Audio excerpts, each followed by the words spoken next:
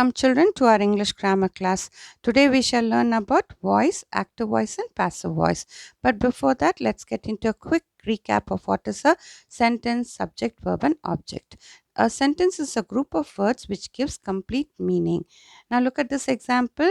My is engineer and father. They are a group of words but they don't convey any complete meaning. Then it's not a sentence.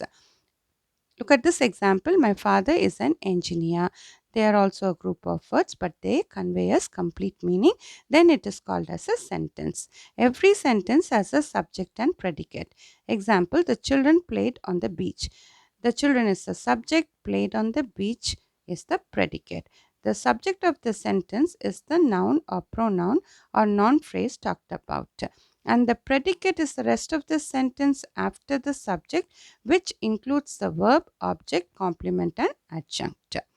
Now, what is a subject? The person or thing or place talked about in a sentence is the subject. We can also say that the person or thing who does the action in the sentence is the subject. So, the subject is the doer of the action. Example, the king spoke to his people.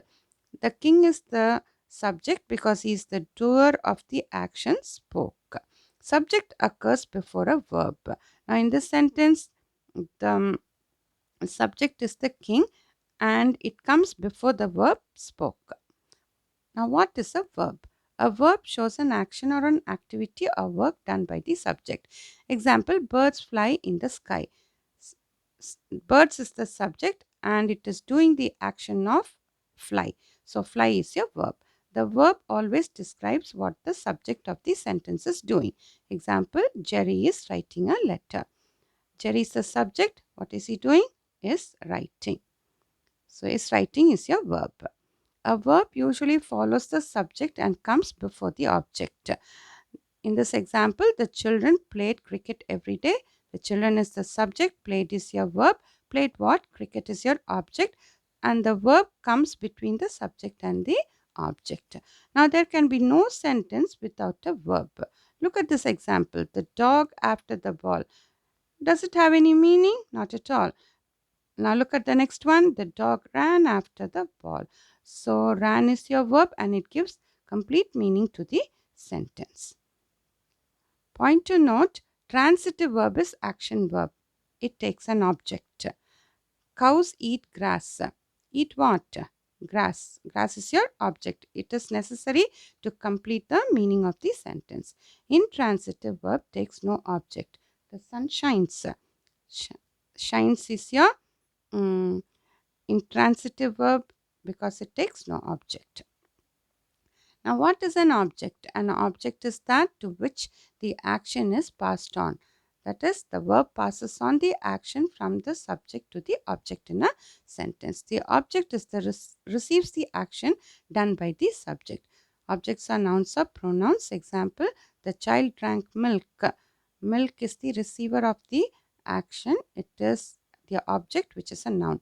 I saw her. Her is the receiver of the action see. It's an object and it is a pronoun. The object is located after the action verb. Example, Kevin took a photo. In this sentence, took is your verb. Took what? A photo. So the object comes after the verb. It answers the question who or what. The dog bit the man. The dog is the subject. Bit is verb. Bit what? The man. So the man is your object. Now, how do we find an object in a sentence?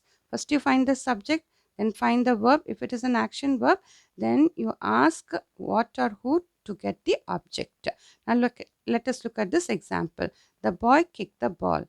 The boy is the subject. Kicked is the action verb. So, you take the action verb and ask the question what or who. You get the answer ball, which is the object. It is a noun and it is a thing. And it is the receiver of the action of the verb kicked. Now this is a sum up, children. We learned what is a subject, doer of action of the verb. Verb shows action in the sentence. Object is who or what that receives the action of the verb. I hope you have understood. We shall continue in the next session.